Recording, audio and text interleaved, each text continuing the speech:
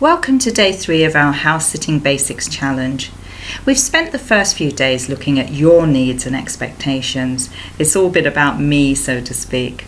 And this, of course, isn't the essence of a good house-sitting relationship. House-sitting is an exchange, and as much as you must feel comfortable that your needs are being met, the homeowner equally has their expectations and needs to fulfill too. So today we're looking at what you can and will be offering the homeowner. But before we dive into this in more depth, a very good point was made yesterday by Lisa Marie, that needs evolve, and I have to agree with this. The more you house sit, the more you will clarify your needs and expectations, as each sit is so different. This will be the same for the homeowners. It's a learning process for us all to find the ideal house sit matches. I'm hoping this short challenge course will help you shortcut some of the things we had to learn over time. We want you to learn how to avoid any lack of clarification that could lead to possible misunderstandings. Many of the needs you identified will be personal to you and won't ever need to be disclosed to the homeowner. They'll be your checks, a way of you assessing whether or not to proceed with a house sit. When you know exactly what you want out of the exchange and you're clear about this and honest to yourself, I think you naturally attract like-minded homeowners. We certainly have in all but one case, the one I keep mentioning where we overrode our red lights. So I see this ultimately as our fault or partly our fault. Something else it's important to know is that when you're applying for a house sit, the homeowner is also thinking about me. They want the best match for their needs and, more importantly, their pets. So at this stage, you want to contain what you want and think about more what you'll be offering the homeowner. Think about why the homeowner should select you. Again, if you're clear about what it is you have to offer, you'll come across as a confident professional applicant. Remember that this profile we're working towards building is much like a resume or CV, something you need to take time to perfect. Think of it also as your sales pitch. Often people have skills that are beneficial to house sitting that they don't realise are relevant. So we're going to go through a list. Have you ever owned or rented a house? Have you had experience of maintaining a property? This is always relevant to house sitting. Have you renovated a home or owned investment or rental properties? Have you had a holiday rental or operated it as a vacation let? Many people these days have B&Bs or they've run Airbnb properties. Is that something you've had experience with? Do you have a love of gardening, hobby farming or growing veggies? Are you good at DIY, good at electrical or plumbing?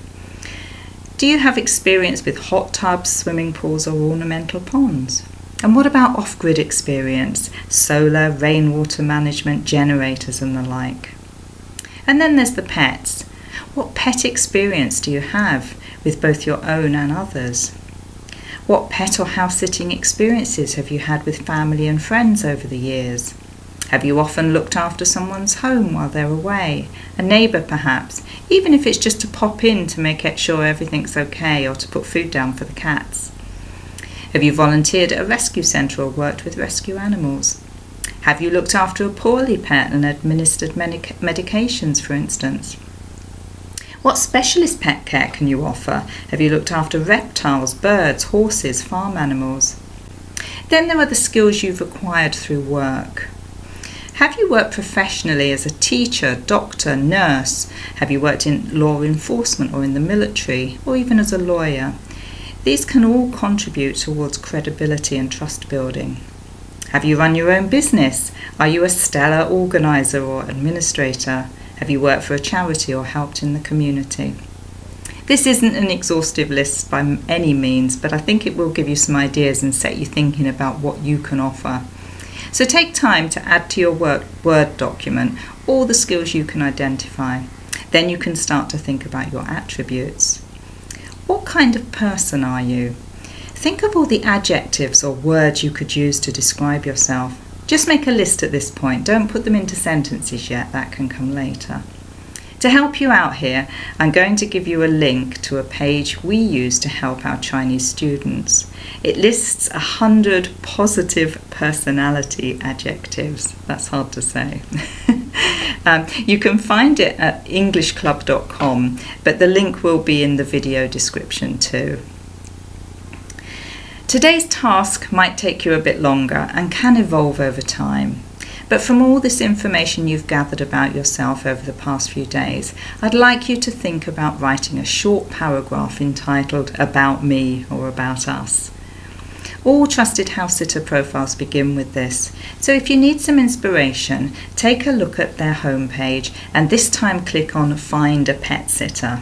You'll be able to view the profiles of some of the most experienced sitters on the site and see what they've said in their About Us sections. You might have to scroll through the references to find this information. Be careful not to copy. Your profile information should be unique and reflect your own experience, skill sets and personality traits.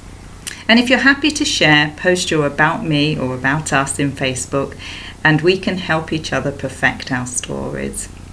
So that's it for today, and I'll see you tomorrow to learn more about building your credibility and getting those all-important references. And I'll hang around in the group as well to answer any questions on the comments.